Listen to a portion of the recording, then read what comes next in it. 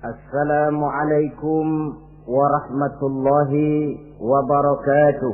Waalaikumsalam warahmatullahi wabarakatuh.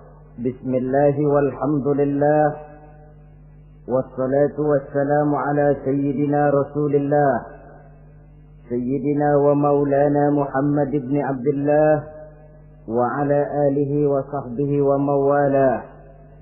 أما بعد سبحانك لا علم لنا إلا ما علمتنا إنك أنت العليم الحكيم لا حول ولا قوة إلا بالله العلي العظيم.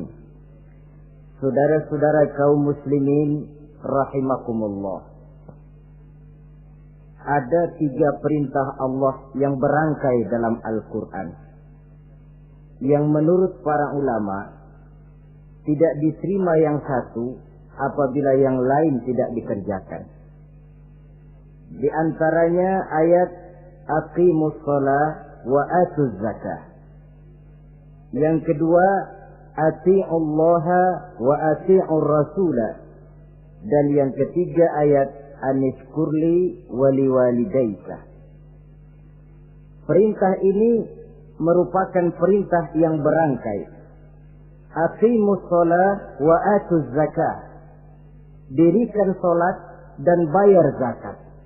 Artinya tidak diterima salatnya orang yang tidak membayar zakat dan tidak diterima zakatnya orang yang tidak mendirikan salat. Perintah ini berangkai pada saat salat dikerjakan, zakat apabila sampai haul dan nisabnya harus dibayarkan. Begitu juga pada ayat ati'ullaha wa ati'ur rasul. Taatlah kamu kepada Allah dan taatlah kamu kepada Rasul. Tidak diterima taat kepada Allah kalau membelakangi Rasul, dan tidak diterima mentaati Rasul kalau tidak mentaati Allah. Keduanya berangkai dan tidak terpisahkan satu dengan lainnya. Taat kepada Allah artinya harus taat juga kepada Rasul. Mengamalkan Quran artinya juga harus dengan mengamalkan sunnah. Oleh karenanya sering diingatkan, usaha memisahkan umat Islam dari Islamnya selalu diawali dengan memisahkan umat Islam dari ulamanya. Dan ini bukan urusan baru. Sejak zaman dahulu, orang-orang yang anti kepada Islam selalu berusaha memisahkan umat Islam dengan Islamnya. Caranya pertama dipisahkan umat dari ulama. Kalau cara ini berhasil, mereka masuk kepada tingkat yang kedua, ditanamkan keraguan kepada sunnah. Kalau cara ini pun juga mereka berhasil, masuk kepada bagian ketiga yang terpenting, menanamkan keraguan kepada Al-Quranul Karim. Kalau umat sudah meragukan Al-Quranul Karim, maka tidak ada lagi yang bisa diharapkan. Oleh karena itu, ati'ullah dan ati'ur rasul tidak bisa dipisahkan satu sama lain. Apabila kita mengamalkan ajaran Quran, seiring dengan itu kita juga harus menegakkan sunnahnya. Adapun ayat yang ketiga yang merupakan perintah berangkai ini, anishkurli wali walidaika, kata Allah. Hendaklah engkau bersyukur kepadaku dan bersyukur kepada ibu bapakmu.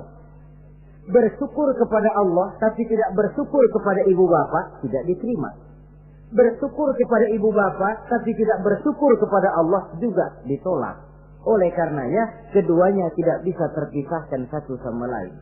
Orang yang pandai bersyukur kepada Allah, dia harus pandai juga bersyukur kepada ibu dan bapaknya. Bersyukur kepada ibu bapak artinya berbakti kepada kedua orang tua kita. Kalau kita perhatikan, dan inilah pokok yang akan kita bicarakan pada pertemuan ini, soal berbakti kepada ibu dan bapak. Kalau kita perhatikan, kedudukan kedua orang tua dalam Al-Quran itu tinggi sekali. Kita baca misalnya dalam surah Al-Isra ayat 23. Di sana menjelaskan, وَقَضَى رَبُّكَ أَلَّا تَعْبُدُوا إِلَّا إِيَّهُ وَبِالْوَالِدَيْنِ إِحْسَانًا. Dan Allah Tuhanmu telah memutuskan, telah menetapkan, jangan kamu menyembah selain daripadanya dan berbaktilah kepada kedua orang tua. kita perhatikan tartibul kalimat atau tertib urutan kalimat dalam ayat ini. Pertama, jangan menyembah selain kepada Allah. Yang kedua, berbakti kepada kedua orang tua. Allah, setelah itu kedua orang tua.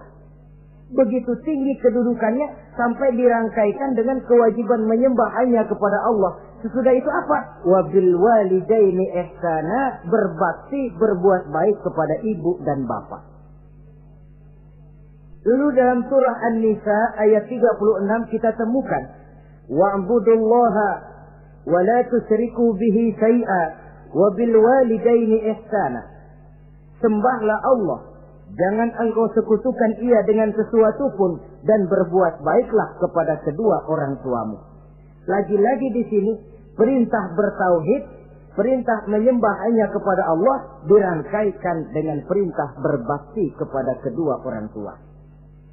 Dalam kehidupan sehari-hari biasanya perintah penting lahir pertama. Perintah penting kedua lahir pada urutan kedua. Dari segi prioritas kita bisa melihat tingginya kedudukan kedua orang tua kita di dalam kehidupan ini. Lalu orang tua adalah bapak dan ibu.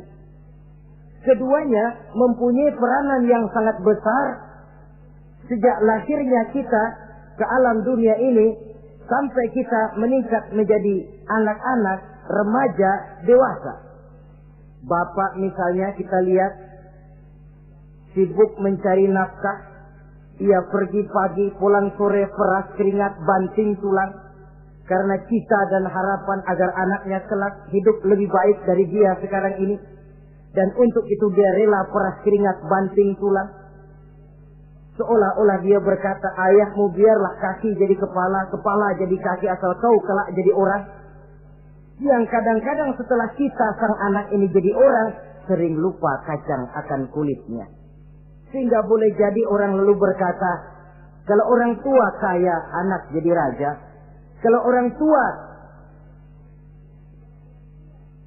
anak yang kaya, orang tua sering jadi budak. Orang tua kaya, anak jadi raja. Apa yang dia mau jadi kenyataan. Tapi kalau anak yang kaya, kadang-kadang orang tuanya yang jadi budaknya.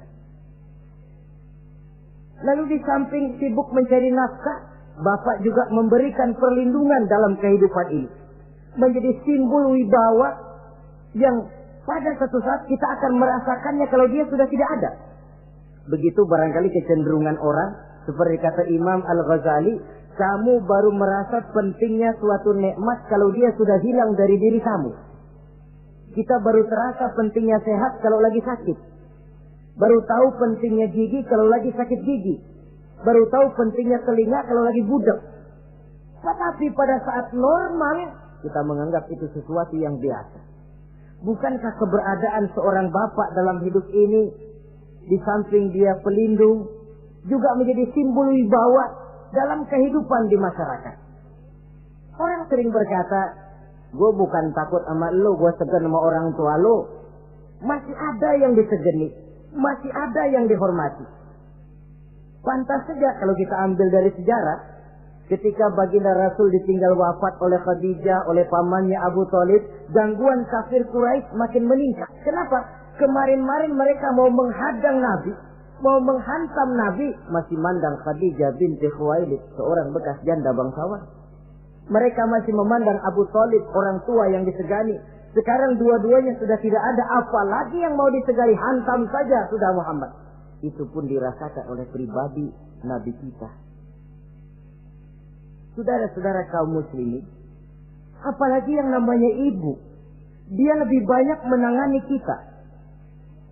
Pantas kalau Rasul satu saat ditanya orang, ya Rasul, siapa sih yang paling harus saya taati di dunia ini? Ibumu. Lalu siapa lagi ya Rasul? Ibumu. Kemudian setelah itu siapa ya Rasul? Ibumu. Sesudah itu siapa ya Rasul? Bapakmu. Ibu, baru bapak. 3 berbanding 1. Kenapa harus begitu? Kita lihat. Pertama yang namanya ibu, sejak proses kehamilannya sudah istilah Quran hamalathu wahnan ala wahnin. Dia mengandung kita dalam keberatan yang bertumpuk di atas keberatan. Berat kuadrat. Bahkan sebelum itu, sejak ngidam anaknya, ibu kita itu sudah kita siksa. Yang kepengen dimakan, yang bukan-bukan. Muntah, nggak karu-karuan. Keinginan yang tidak musim. Sampai ketika terjadi proses kehamilan. Dari hari ke hari hamilnya makin lama, makin berat, makin lama, makin besar. Kemana-mana dibawa. Belum pernah ditaruh. Ini berat mau ke pasar, taruh dulu sebentar. Tidak. Itu ya saudara, orang hamil itu ya, saya sendiri alhamdulillah belum pernah hamil. Tapi kalau kira-kira 2 kilo, itu ada itu. Umpama pengen ngerasain, cari kelapa yang beratnya kira-kira 2 kilo, gantung di perut kemana-mana bawa. Apa enak kayak begitu itu? Kehamilannya makin lama makin besar, makin lama makin besar. Tidurnya pun sudah serba sulit dan serba salah.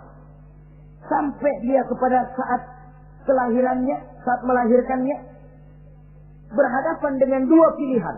Kalau tidak hidup, mati. Dan seorang suami tidak pernah menghadapi saat-saat kritis macam gitu. Paling-paling waktu istrinya melahirkan, dia cuma nungguin di depan pintu. Bingung, gelisah, tapi masih sempat ngerokok. Si istri sudah pasrah berhadapan dengan kalau tidak hidup, mati. Saudara hadirin yang saya hormati, dalam pilihan itu dia lahirkan anaknya ke alam ini. Dan maha adil Allah. Andai kata pun seorang perempuan kalah dalam perjuangan ketika melahirkan anaknya, dia meninggal, dia mendapat pahala seperti orang yang mati syahid. Sebab orang mati syahid itu ada 3 macam. Ada syahid dunia akhirat. Ini orang yang pergi perang membela agama, niatnya karena Allah, dia gugur di medan perang, syahid dunia akhirat.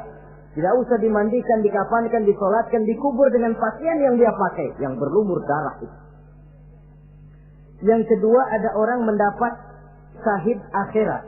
Artinya, mendapat pahala seperti pahalanya orang yang mati syahid. Tetapi jenazahnya tetap wajib diurus seperti biasa. Dimandikan, dikafankan, disolatkan. Hanya pahalanya seperti pahala orang mati syahid. Siapa mereka? Al-Gharik. Orang yang mati tenggelam. Kelelep di kali. Itu mati syahid. Syahid akhirat. Apalagi sahibul hadmi. Orang yang tertimpa benda keras secara mendadak. Mati syahid. Syahid akhirat. Di dunianya tetap wajib diurus seperti biasa. Saudara lagi jalan enak-enak ketiban batu 2 ton. Mati mendapat pahala syahid akhirat, tapi jangan diniatin. Kalau diniatin, saya mah pilih selep aja dah. Lu nyebur ke kali mati syahid, tidak. Konyol malah itu, bunuh diri namanya. Nah, di antaranya yang mati syahid itu perempuan yang meninggal pada saat melahirkan anaknya. Tapi masalah kita dalam pilihan antara hidup dan mati, dia lahirkan anaknya ke alam ini. Lalu proses mengasuh dan membesarkan lebih banyak sang ibu ketimbang sang bapak. Tengah malam, bapaknya sudah asik tidur lelap.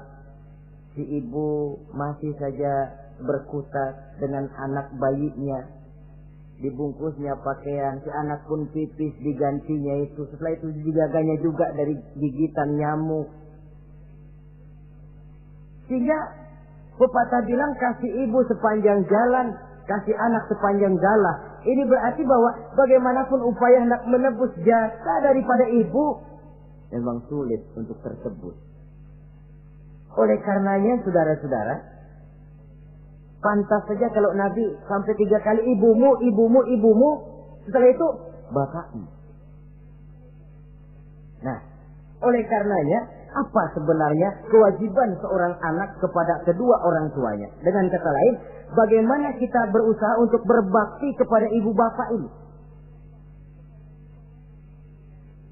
Di dalam kitab Tanbihul Ghafilin ada dijelaskan, lil walidi 'alal waladi asharatu huquqin. Orang tua mempunyai 10 hak terhadap anaknya. Dengan kata lain, kewajiban anak kepada orang tuanya ada 10. Pertama, at-ta'am in ihtaja. Memberikan kedua orang tua makan kalau dia keduanya memerlukan makanan. Malah yang lebih ideal dia usahakan agar makanan yang diberikan kepada kedua orang tuanya lebih baik dari yang dia makan sendiri. Kita kadang-kadang beli juga kue, buahan, tapi kita sortir dulu. Rambutan yang kontes-kontes kasih babak sono. Saudara hadirin yang saya hormati, suatu saat Nabi Musa pernah memohon kepada malaikat Jibril, "Ya Jibril, tolong tunjuki siapa kira-kira teman saya di surga nanti." Lalu Jibril mohon kepada Allah, Allah memberitahu Jibril kasih tahu Musa, temannya di surga nanti tukang daging di pasar, jualannya di pojok ano, parasnya begini-begini, semin. Nabi Musa ingin tahu apa keistimewaan tukang daging ini, kok akan jadi teman saya di surga nanti. Dia samperin, "Assalamualaikum." "Waalaikumsalam." Lalu kenalan. Setelah datang waktu pulang, Nabi Musa ikut ke rumah tukang daging ini. Diambil daging, sampai di rumahnya, itu daging dia rebus. Dia rebus, matang, dia hidangkan kepada ibunya yang sudah tua renta. Disuapinya ibunya. "Tiap hari kamu kerjakan ini?" "Tiap hari," kata si anak tadi. "Saya beri makan kedua orang tua ibu saya yang sudah tua renta itu." Si ibu setelah disuapin oleh anaknya berdoa, "Allahumma ja'al ibni jalisa Musa fil jannah." Ya Allah, jadikanlah anak saya ini teman Nabi Musa di surga nanti. Amalan si anak cuma nyuapi ibunya, tapi doa ibunya itu yang dijawab dan diterima oleh Allah. Si ibu berdoa, "Ya Allah, anak saya ini jadikan teman Nabi Musa di surga nanti." Allah kabulkan doa ibu yang tiap hari disuapi, diberikan makan oleh anaknya. Jadi taruhlah kita sebagai anak ini, ibadah kita barangkali menyebabkan doa kita belum begitu diterima oleh Allah. Permohonan kita barangkali masih nyangkut di langit. Tapi jikalau kita bisa menyenangkan hati ibu bapak kita yang mendoakan kita, insya Allah makbul. Sebab orang tua itu doanya makbul, sumpahnya juga manjur. Kalau ibu sudah berkata, "Nak, air mata yang tertumpah terurai untuk mengasuh dan membesarkanmu, nak. Air susu ibu yang kau minum sampai kau tumbuh menjadi dewasa semacam ini, seluruh cucuran keringat dan jerih payah ibu rela, nak. Mudah-mudahan kau jadi orang berguna. Insya Allah hidup ada berkahnya." Tapi kalau hati orang tua sudah masgul, apalagi sampai keluar sumpahnya, banyak legenda-legenda, entah itu yang namanya si maling kundang, anak durhako, entah itu riwayat-riwayat lain yang menjelaskan bahwa tidak ada keberkahan yang bisa tegak tanpa doa dari ibu dan bapak. Saudara-saudara kaum muslimin yang saya hormati, memberikan makan kepada kedua orang tua. Sekarang kalau kedua orang tua mampu bagaimana? Tidak jadi soal. Tidak jadi soal orang tua mampu atau tidak kita memberikan, mengirimkan makanan. Apalagi kalau orang tua kita sudah lanjut usianya. Iyalah kalau umur 40-50 tahun masih bisa makan sendiri. Tapi pada saat saudara yang berbahagia dikaruniai orang tua berumur panjang, 70, 80, 90 tahun. Sesuai dengan janji Allah, "Wa man nu'ammirhu nunakkishu fil khalqi." Siapa yang kami panjangkan umurnya, kami kurangi bentuk kejadiannya. Artinya berkurang nikmat Allah itu. Panjang umur, nikmat berkurang. Artinya mata sudah lamur, pikiran sudah rada pikun. Nunakkishu fil khalqi. Berkurang kejadian asalnya itu. Kesempurnaannya sudah tidak ada lagi. Mengurus orang tua macam begitu memang kalau nurutin pegelnya ya makan nasi. Kadang-kadang karena pikun pagi-pagi pengen kita beli es puket. Makan. Lagi zaman susah tukang bubur kepengen makan bubur. Tapi di situ ujian. Begitulah dahulu orang tua kita melayani kita dikala kita belum masih merah, belum bisa berbuat apa-apa, belum punya pilihan. Tapi mereka sabar, mereka ikhlas. Tidak sabarkah kita? Tidak ikhlaskah kita di hari tua mereka? Kita mengasuh dan melayani mereka. Kadang-kadang karena rewel, anak ketelepasan omong. Udah tua, rewel aja. Hancur hatinya. Dalam keadaan tidak berdaya, mendapat kata yang tidak enak lagi dari anak-anaknya. Saudara hadirin yang saya hormati, jadi soal orang tua mampu atau tidak memberi makan, itu bukan soal, tapi kewajiban anak memberikan makan kepada kedua orang tuanya. Ini kewajiban yang pertama. Kewajiban yang kedua, al-khidmatu ilaihi saja. Al-khidmah artinya berbakti, pengabdi kepada ibu dan bapak. Satu hari ketika kumpul dengan para sahabat, Nabi pernah berpesan kepada Sayyidina Umar bin Khattab radhiyallahu anhu. Umar, saya ya Rasul.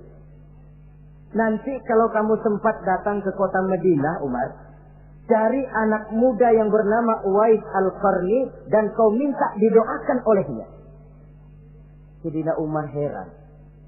Ini yang menyuruh Rasul. Padahal Rasul doanya mustajab. Dan lagian masih banyak orang-orang tua. Kenapa kalau datang ke Madinah suruh cari anak muda namanya Uwais Qarni dan minta didoakan olehnya? Apa keistimewaan Uwais Al-Qarni ini? Jadi ini pun juga alasan kata Nabi, aksiru minan nas bidu'ail khair fa innaka la tadri min ayyi fahin yuqbal. Banyak-banyaklah kamu minta doa kebaikan dari orang lain, sebab kamu tidak tahu dari mulut yang mana doa diterima Allah. Menurut kita barangkali orangnya kere, nggak ada potongan, tapi kalau doanya diterima Allah, siapa yang sanggup menghalangi? Ada orang bilang, enakan doa sendiri langsung mantap, tidak jelek. Tapi minta didoakan orang lain pun tidak salah. Saudara-saudara yang saya hormati, kadang-kadang tukang minta-minta pengemis datang ke rumah. Kita kasih 100 rupiah, lalu keluar doanya kan, mudah-mudahan rezekinya bapak lancar dan segala macam. Ada orang yang nggak sabar, dia bilang, Allah kenapa saya kamu doain dirimu sendiri aja dah, supaya besok jangan jadi pengemis lagi. Secara logika mungkin, secara logika. Tapi agama bukan cuma logika. Siapa tahu dan siapa yang bisa menghalangi kalau doa dari mulut tukang pengemis itu yang diterima Allah? Tidak seorang pun yang tahu. Nah, Sayyidina Umar heran, apa sih keistimewaan Uwais Al-Qarni ini? Ketika beliau ke Madinah diselidiki, apa keistimewaan si Uwais ini? Masih muda, tapi saya oleh Nabi disuruh temuin dan minta didoakan olehnya. Nah, jadi dalam pandangan Allah itu ya nggak ngurus tuanya. Yang afdal itu yang tua dan banyak ibadahnya, dekat dengan Allah. Tapi kalau tuanya cuma kejemur, ya mending yang muda dan banyak ibadahnya. Uwais Al-Qarni ini contoh. Apa ibadah Uwais Al-Qarni? Ternyata dia seorang anak yang sangat berbakti kepada ibunya. Ayahnya sudah meninggal. Dia pernah menggendong ibunya dari Madinah ke Mekah cuma untuk bikin haji dan untuk bertemu dengan Rasul. Sayang, tidak sempat bertemu dengan Rasul. Menggendong ibu dari Madinah ke Mekah itu kira-kira 465 kilo ya. Jakarta Semarang. Digendong ibunya. Kita kadang-kadang ibu kita ini sudah sakit payah. Mau ke dokter saja. Masih manggil orang, tolongin mak gua no. Masih minta tolongin. Berat kita. Uwais Al-Qarni menggendong ibunya cuma untuk menunaikan ibadah haji dan bertemu dengan Rasul. Rupanya karomahnya itu muncul karena dia merupakan anak yang sangat bakti kepada ibunya. Jadi Allah memberikan karomah itu ya, ada yang karena orang rajin tahajud, ada yang karena tangannya pemurah, dermawan, ada yang karena sangat berbakti kepada kedua orang tuanya. Ada yang karena rajin baca Quran, ada yang karena rajin melaksanakan puasa sunnah, timbul karomahnya, keistimewaan yang diberikan Allah kepadanya. Jadi bakti kepada ibu dan bapak mendatangkan karomah, keistimewaan yang diberikan Allah kepada kita. Kayak Uwais Al-Qarni ini, kalau dilihat dari segi ibadah, dia masih muda, tentu lebih banyak ibadahnya macam Umar bin Khattab. Tapi karena baktinya kepada ibunya, sampai Nabi pesan Sayyidina Umar, kalau kau sempat ke Madinah, cari anak muda bernama Uwais Al-Qarni, minta didoakan olehnya. Artinya doanya dikabul oleh Allah Subhanahu wa taala. Saudara-saudara kaum muslimin yang berbahagia. Kewajiban yang ketiga, al-ijabatu in da'a. Menjawab, memenuhi panggilan orang tua apabila keduanya memanggilmu. Menjawab panggilan kedua orang tua. Dan cara menjawab ini pun Al-Quran memberikan tuntunan etiknya. Wala taqul lahuma uffin. Jangan kepada kedua orang tuamu ngomong uff. Uff, hus, oi. Itu dianggap kurang etis. Saudara hadirin yang saya muliakan, menjawab panggilan orang tua merupakan kewajiban anak dan merupakan hak dari orang tuanya. Dia berhak untuk dijawab panggilannya dan anak berkewajiban untuk menjawab panggilan orang tuanya.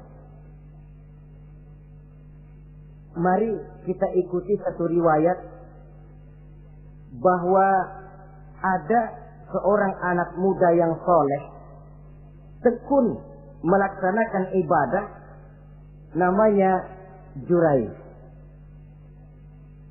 Satu hari Jurayj ini sedang sholat sunnah.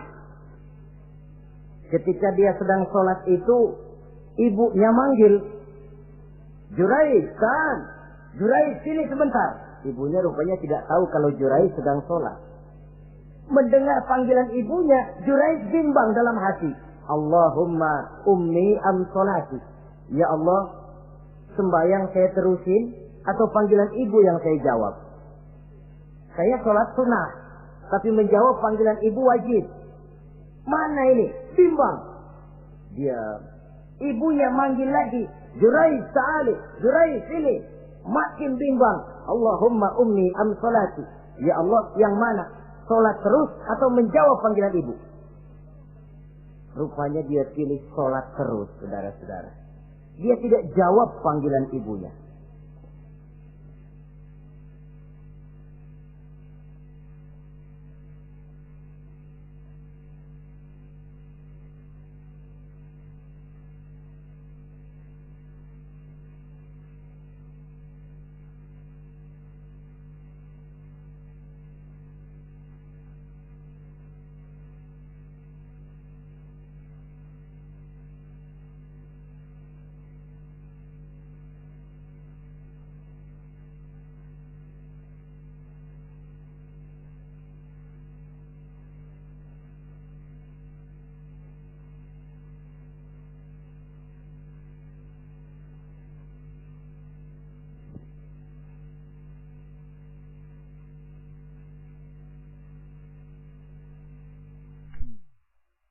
Karena panggilannya tidak dijawab ini, mangkel rupanya hati sang ibu.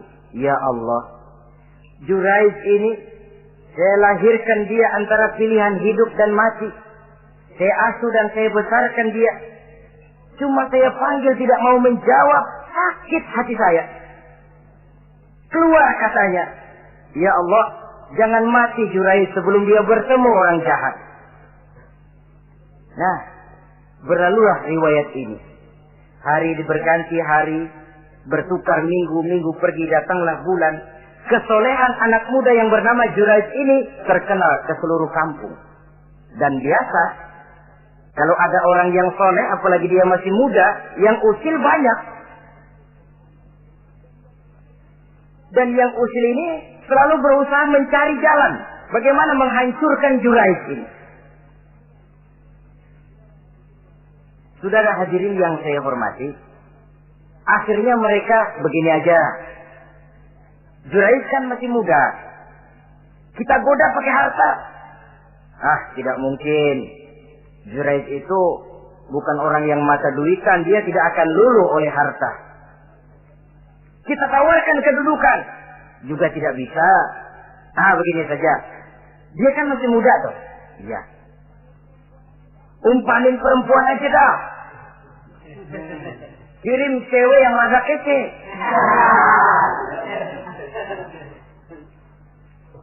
Dicarilah perempuan untuk menggoda Juraid ini. Sampai satu malam Juraid sedang ibadah di mihrab dalam masjid. Masuk perempuan ini dengan langkah gemulai, dengan suara merdu mendayu-dayu, mencoba merayu, membujuk, memperdaya, mempesona Juraid. Tapi enggak kena. Sejak dari berpakaian lengkap si perempuan ini, sampai bahasa Arabnya uryanun talik, tanpa sehelai benang pun lagi lekat di badannya. Menggoda Juraid, memegang Juraid, muter-muter di depan Juraid, tanpa selembar benang pun lekat di badannya. Juraid mantap. Si perempuan karena sudah kadang merasa dibayar lalu nggak berhasil kan malu. Akhirnya dia keluar dari masjid, dia pergi ke sebuah kampung, di sana dia berzina dengan seorang pengembala kambing dan hamil. Ketika hamilnya besar, si perempuan ini kemana-mana pidato. Saudara-saudara, kenal nggak Juraid? Kenal. Yang katanya rajin benar ibadah tuh, yang mainannya di masjid melulu, yang mainannya tasbih melulu. Nih, perut saya nih. Dia urusannya tuh. Juraid, apa betul? Oh. Akhirnya Juraid dicari orang, macam-macam, yang caci maki, bahkan ada yang bikin pakai batu sampai berdarah kakinya, berdarah tangannya. Caci maki orang sudah nggak karu-karuan. Masjid lo ya, topeng doang lo. Saudara hadirin yang saya hormati, kita lihat di sini, Juraid sedang sholat sunnah, dipanggil oleh ibunya, tidak menjawab. Cuma itu ilasnya. Dan ibunya pun tidak tahu kalau Juraid sedang sholat. Keluar omongan yang tidak enak, dan omongan itu manjur. Kata Juraid, saudara-saudara begini, apakah di antara saudara-saudara ada yang lihat saya melakukan zina dengan perempuan ini? Tidak ada.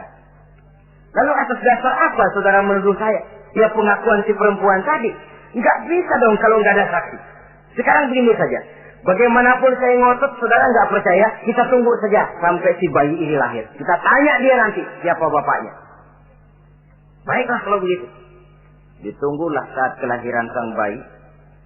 Begitu bayi itu lahir ke alam ini, bron merah, masih orok. Setelah dibersihkan, ditekan perutnya oleh Juraid, ya gulam, kul man abuk. Bayi, tolong kasih tahu siapa bapakmu. Dengan izin Allah itu orok, bayi yang masih merah ngomong, bapak saya tukang ngangon kambing di kampung Ano. Kata Juraid tuh kan, gua tuh juga bukan gua ya. Gak percaya sih ente, main sabot aja. Begini akhirnya nih, ternyata sedang sholat sunnah dipanggil, tidak menjawab, ibunya mangkel, keluar omongan tidak enak, itu masih manjur.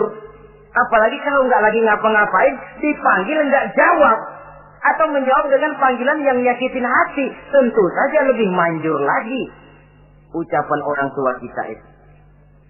Saudara-saudara yang saya hormati, jadi kewajiban ini al-ijabatu inda'a, menjawab apabila dipanggil. Teorinya mudah ini, prakteknya yang sulit.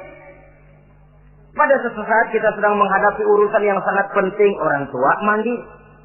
Pada suatu saat kita sedang menghadapi tamu untuk sesuatu yang vital, orang tua manggil.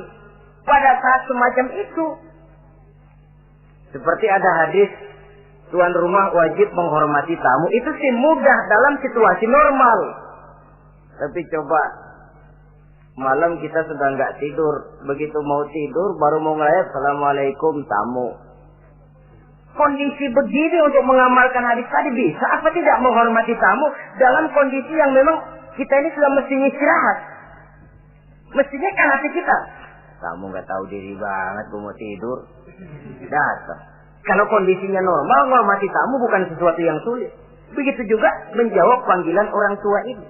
Kalau kondisinya normal, mudah. Tapi dalam kondisi di mana kita berhadapan dengan pilihan ini atau ini, di situ akan kelihatan bakti anak kepada kedua orang tuanya. Yang keempat, kewajiban anak al-ita'atu in amara ghairi maksiyatin. Taat kepada ibu bapak sepanjang perintahnya tidak untuk maksiat kepada Allah. Kalau sudah perintahnya untuk maksiat, gugur kewajiban untuk taat. Umpamanya ada orang tua ngajak anaknya, "Nak, Om, warung pojok yuk." "Ngapain, Mbak? Kita teler." Umpama anak tidak wajib taat. Atau ada orang tua musyawarah sama anaknya, "Nah, gimana kalau kita pindah agama saja?" Tidak wajib taat.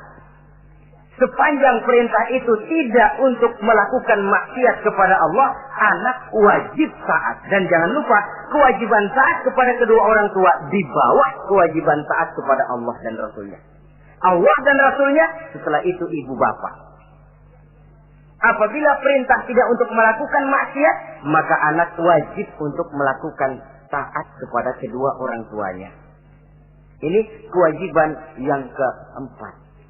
Apatah lagi kalau cuma sekedar diperintah ngaji, diperintah sekolah, diperintah melakukan membantu pekerjaan yang ada di rumah. Itu sudah perintah yang di samping bermanfaat buat keluarga, juga menyangkut hari depan kita sendiri sebagai anak. Kadang-kadang memang kita mengukur dari sudut kepentingan kita tanpa melihat jauh ke depan. Misalnya, ada anak pulang sekolah, langsung ambil layangan sama benang berangkat ke lapangan. Orang tua, karena melihat jauh ke depan, anak ini lelahnya belum hilang. Dipanggil, "Nak, pulang nak, jangan main layangan. Sini dulu kau istirahat, makan, sholat, tidur siang nak. Nanti bangun tidur barulah main." Si anak mungkin hatinya ngedumil, "Bapak, orang main layangan aja dilarang." Ini kesan yang timbul. Orang main layangan saja kok dilarang.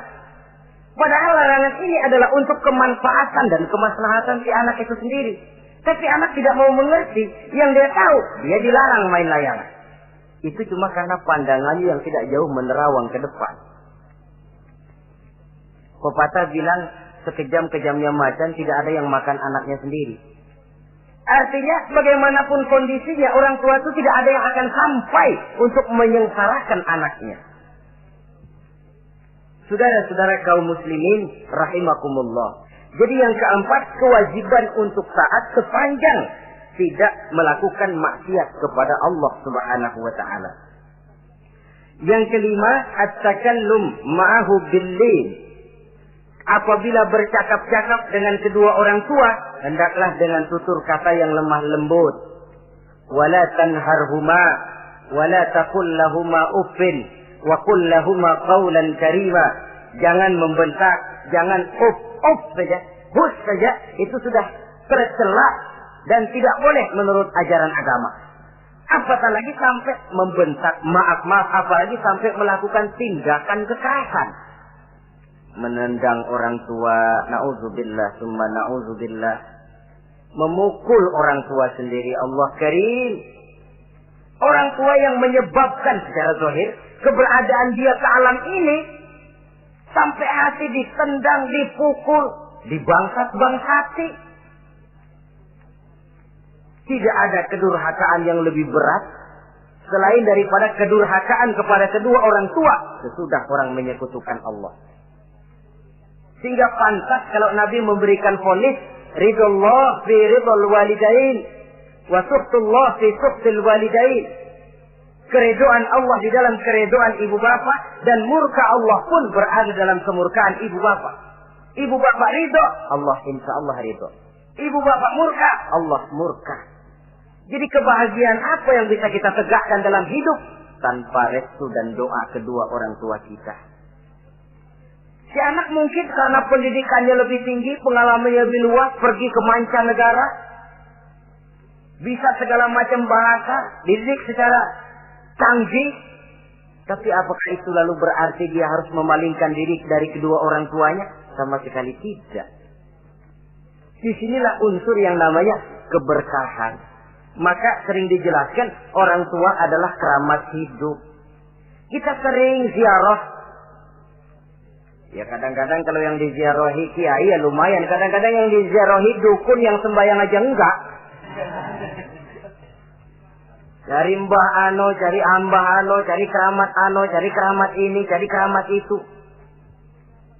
Dan jangan lupa di beberapa daerah yang namanya kiai itu ya, yang disebut kiai, bukan cuma orang yang ngerti agama. Ya kalau saudara ke keraton Jogja mana, segala gerobak namanya kiai. Iya toh, kereta kencana itu. Degung namanya kiai. Lalu jangan lupa itu. Misi Zending pertama namanya juga Kiai Sadrak itu. Kiai, tapi misi Zending. Kalau di sana itu kiai itu panggilan untuk yang dipertua. Kita ziarah cari keramat Mbah Buyut, Mbah Sapu Jagat, Mbah Brojo, macam-macam Mbah. Tapi kita lupa di rumah kita ada keramat hidup. Siapa itu? Ibu bapak kita. Sebelum jauh-jauhlah berziarah ke tempat-tempat yang lain, di rumahku ada keramat yang hidup. Ibu dan bapak kita sendiri. Keramat hidup. Dengan doanya, hidup jadi berkah. Tapi kalau kita sakiti hatinya, hidup ini lalu jadi sempit, jalan bagai tertutup. Maka berbahagialah seorang anak apabila dia sudah sanggup melakukan satu bakti yang bisa menyenangkan hati kedua orang tuanya. Bercakap-cakap, berbicara dengan lemah lembut. Kadang-kadang di sebagian daerah ya sudah jadi kebiasaan. Manggil orang tuanya pakai elu aja. Bapaknya dianggap CS. Salaman juga main kedet aja. Halo be. Di samtu bapaknya nggak boleh meleng, main buat aja. Dari panggilan saja, saudara hadirin yang saya muliakan, sudah memberikan cermin. Sebab bahasa adalah cermin dari pribadi orang. Kalau kepada orang tua kita sendiri kita memakai ke bahasa yang kasar, cermin bahwa pribadi kita memang pribadi yang kasar. Jadi pantas kalau agama mengatakan, apabila kedua orang tuamu sudah mencapai usia lanjut, fala tanharhuma, jangan membentak, wala taqul lahuma uffin, jangan berbicara uff, wa qul lahuma qaulan karima, sampaikan berbicara kepadanya dengan qaulan karima, kata-kata yang mulia, bukan kata-kata yang bagus dan indah diminta, qaulan karima, kata-kata yang mulia. Ya Allah, luhur, indah betul bahasa Quran ini. Berbicara kepada kedua orang tua dengan kata-kata yang mulia. Jadi sekedar, itu saja tidak boleh, konon lagi sampai membentak. Termasuk orang tua ini yang mertua. Kalau orang tua kan tiga loh. Orang tua yang menyebabkan kita lahir ke dunia, ibu bapak kita. Orang tua yang mempercayakan anaknya kepada kita, mertua kita. Dan orang tua yang mendidik kita, guru kita. Ketiganya berfungsi orang tua. Kewajiban ini juga berlaku. So, mertua kan cuma sekedar istilah. Pada hakikatnya dia adalah orang tua kita juga. Jangan lalu berbeda karena cuma dia bapaknya istri kita. Sama saja. Kalau kepada orang tua sendiri menghormati, lalu kepada mertua kita kurang begitu perlu, itu sudah satu sikap yang tidak adil. Tentu itu akan menyakiti hati istri. Atau kalau dia istri, akan menyakiti hati suami. Berkata dengan kata-kata yang mulia. Saudara-saudara, yang keenam, in ihtaja ilal kiswah kasahu in qadar 'alaiha. Kalau dia perlu pakaian, berikan pakaian walaupun dia sendiri mampu membeli. Nah, anterin bapak beli kacamata yuk. Ayo pak. Sudah sampai di toko kacamata, bayar oleh anaknya. Walaupun si bapak punya duit dan si bapak yang ngajak beli, kewajiban anak, bayarin. Jangan mentang-mentang bapaknya cuma minta dianterin, bener-bener nganterin. Bapaknya ngeluarin dompet cuek aja. Malah ada kembalinya pak. Wah, kembalinya ditarik. Ya kalau anak belum punya penghasilan ya wajar. Yang kita maksud di sini, anak sudah mandiri dan punya penghasilan yang memadai, bahkan mencukupi untuk membantu orang tuanya. Saudara hadirin yang saya muliakan, dan ini juga kalau memang bisa, seharusnya orang tua kita pakaikan yang lebih baik dari yang kita pakai sendiri kalau bisa. Sebab nantinya sikap kita kepada orang tua kita itu akan jadi bahan bibir di masyarakat. Ya, dia enak-enakan orang tuanya begitu aja ya. Mungkin di depan kita orang tidak bicara, tapi di belakang kita. Kok tegel ya? Kok sampai hati ya?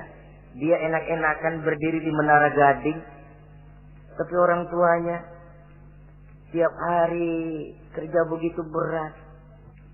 Saudara hadirin yang saya hormati, sekali lagi, di depan kita orang mungkin tidak berani bicara, tapi di belakang itu akan jadi buah bibir. Ini dari segi kita memelihara muru'ah. Yang ketujuh, al-masyu khalfuhu. Kalau jalan, mengiring. Artinya, di belakang orang tuanya. Ini adabnya. Adab berjalan. Saudara yang saya hormati, ini yang dicontohkan oleh baginda Rasul. Jika berjalan dengan orang-orang tua, beliau belakangan. Kenapa? Ini merupakan simbol penghormatan kita kepada orang yang lebih tua daripada kita.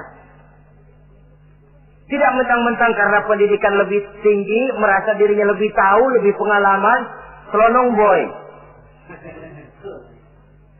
Orang tua tahu apa sih? Ngir. Waduh, hebat. Saudara hadirin yang saya hormati, al-masyu khalfuhu. Berjalan di belakangnya. Begitu juga untuk mengemukakan pendapat. Kalau suatu saat orang tua mengajak musyawarah, dengarkan dulu omongannya, tangkap seluruhnya. Kalau kita merasa bahwa itu salah, jangan lalu dipotong. Salah Pak, jangan begitu, Bapak kolot sih. Salah, jangan. Sebab itu akan menyakiti hatinya. Kalau hatinya terluka, itu sudah merupakan suatu dosa, melukai hati kedua orang tua. Kalau kau dianggap kita diminta mengemukakan pendapat, kemukakan pendapat itu. Kalau menurut saya sih begini. Dan itu memang orang tua yang bijaksana. Dia juga tidak cuma memaksakan pendapatnya, tapi juga minta pendapat dari si anak. Ada timbal balik. Sistemnya komunikasi keseimbangan. Inilah makna ucapan Nabi. Bukan termasuk golonganku, kata Nabi. Orang tua yang tidak sayang kepada anak muda, dan orang muda yang tidak menghormati orang tua. Bukan golonganku. Jadi seimbang tuh. Yang tua sayang yang muda hormat yang tua. Tapi yang tua jangan minta dihormati. Ini kewajiban orang muda, hormati. Kewajiban yang tua apa? Sayangi yang muda. Jangan mentang-mentang yang muda harus menghormati yang tua. Lalu yang tua minta dihormati, gila hormat. Tuakan tuaan lo, kalau salaman sama gue cium tangan ya. Pokoknya kalau lo nggak nanya, gue nggak nanya. Mentang-mentang tua lalu pasang tarik. Tidak, mana kalau menurut tradisi Islam ya, tradisi Islam saya katakan, Nabi itu siapapun yang beliau temui, beliau yang pertama kali memberi salam. Sebab bila dua orang muslim ketemu, yang terbaik adalah yang pertama ngasih salam. Si A, si B ketemu. Siapa yang paling baik di antara keduanya? Yang duluan ngucap salam. Jadi berebut ngucap salam. Kita zaman sekarang kadang-kadang kita sudah assalamualaikum, yang nyautin kayak sirawan. Mukanya pakai ditekuk. Kita sudah yang muda mau menghormati, yang tua malah gila hormat. Yang muda jangan cuma minta disayangi, tapi nggak sanggup menghormati yang tua. Sistem keseimbangan. Yang tua sayang yang muda hormat kepada yang tua. Kalau ini terwujud, nikmat kehidupan bermasyarakat ini. Kadang-kadang kan pincang, yang tua nggak sayang sama yang muda. Ada bakat-bakat terpendam yang mau maju dianggap saingan. Kalau yang begini maju rusak gua nih. Lalu diseken. Lalu yang muda pun karena merasa pendidikan lebih tinggi, pandangan lebih luas, nyelongcong jadinya. Kurang ajar sama yang tua. Timbul gap, timbul misunderstanding, salah pengertian. Kalau sudah begitu, kesatuan dan persatuan sulit diwujudkan. Maka usaha pun lalu tidak seperti yang seharusnya. Saudara-saudara yang saya hormati, yang ke-8 sekarang, kewajiban anak itu apa? Al-irda'u lahu bima radiya li nafsihi. Mencari keredoan dari orang tua tentang sesuatu yang dia ridho. Artinya, orang tua kita senang apa? Kita berusaha senang itu. Mengukur orang tua itu dengan diri. Ukurannya diri. Yang orang tua kita senang, kita berupaya senang. Orang tua kita senang ngaji, berusaha kita untuk senang hadir di majelis taklim. Orang tua kita senang baca Quran, kita juga berupaya senang baca Quran. Sebab yang paling membesarkan hati orang tua sesungguhnya tidak lain kalau dia melihat anaknya ini sesuai dengan yang dia harapkan. Oh, kalau sudah begitu orang tua itu cucuran keringatnya, peras keringat banting tulangnya, jibakunya, rasanya hilang capeknya. Kebahagiaan orang tua tidak cuma kalau anaknya jadi kaya lalu mengantarkan makan, minum, buahan, peralatan yang serba lengkap. Tidak. Lebih dari sekedar itu orang tua berharap dia bisa menerima pensiunan pahala dari meninggalkan anak yang soleh.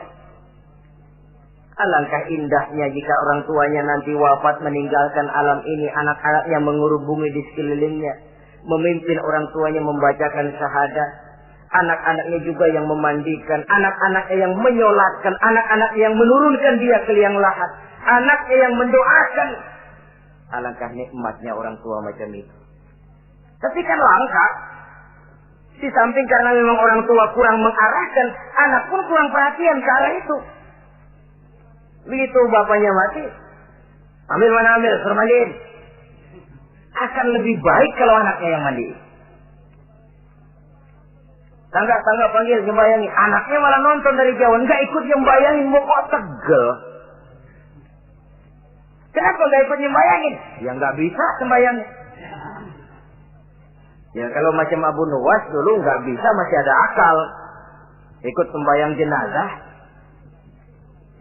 Dia nggak tahu kalau sembayang jenazah itu cuma diri, nggak pakai ruku, nggak pakai sujud.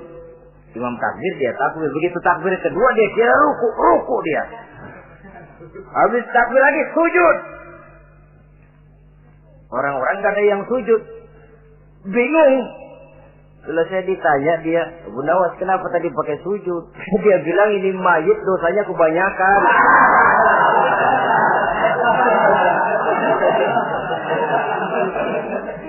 Jadi kalau nggak pakai sujud dosanya nggak diterima katanya. Dosanya nggak diampuni kalau nggak pakai sujud. Makanya saya pakai sujud. Itu sih akal-akalan. Jawaban orang kepepet namanya. Saudara hadirin yang saya hormati, baiklah ya. Yang ke-9, al-ikrahu lahu bima yakrahu li nafsihi. Membenci apa yang dibenci oleh orang tuanya. Orang tua kita nggak senang judi, jangan dekati judi. Orang tua kita nggak suka minuman keras, jangan cekek botol. Orang tua kita nggak senang kalau kita pulang sampai pagi misalnya, jangan pulang pagi. Orang tua kita nggak senang kita hanyut dalam arus pergaulan bebas, batasi pergaulan untuk menjaga hatinya. Kalaulah kita senang, tapi di depan orang tua kan harus berusaha menjaga hati kedua orang tua kita. Ini tidak berarti bahwa di depan orang tua baik lalu di belakang orang tua merdeka. Kalau di depan orang tua mah kalem, begitu orang tua hilang merdeka. Lalu berbuat semau-maunya, tentu tidak. Lalu yang ke-10, ad-du'a lahu bil maghfirah kullama da'a li nafsihi. mendoakan kedua orang tuanya tiap kali dia mendoakan dirinya. Ya, kewajiban anak tidak lupa tiap kali berdoa untuk dirinya, orang tuanya disertakan. Rabbighfirli wa liwalidayya, ampuni saya dan ampuni dosa ibu bapak saya. Pak, itu kalau orang tua masih hidup, ya. Sekarang kalau orang tua sudah meninggal, bagaimana berbaktinya? Gampang. Pertama, antasila akrabaihima, bersilaturahmi dengan kerabat yang ditinggalkan oleh orang tuanya. Jadi jangan setelah orang tua mati lalu kehabisan obor. Orang tuanya kita senang, anaknya kita benci. Sama aja ngebenciin orang tuanya. Kan sering kejadian begitu. Zaman orang tuanya masih hidup, kawan medok, kawan lengket, orang tuanya udah mati, turunannya malah dimusuhin. Itu juga nyakitin orang yang sudah meninggal. Bersilaturahmi dengan kerabat yang ditinggalkan. Yang kedua, kalau orang tua sudah meninggal, cara berbuat baiknya bagaimana? Antastaghfira lahuma wa tad'u lahuma. Mohon ampun dan mendoakan keduanya. Itulah jadi orang soleh nikmatnya. Sudah mati pun orang kita masih kebagian doa. Orang soleh kemana-mana didoakan orang.